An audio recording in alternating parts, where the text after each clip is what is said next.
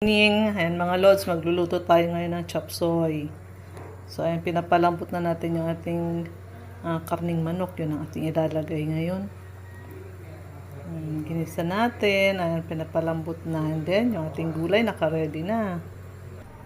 Ayan na yung ating gulay. Ayan, meron tayong repolyo. Ayan, meron tayong bell pepper. Yan, para sosyal. Lalagyan natin siya bell pepper. Ayan. Lagyan natin siya ng corn. Ayan, baby corn. Nakakan lang yan.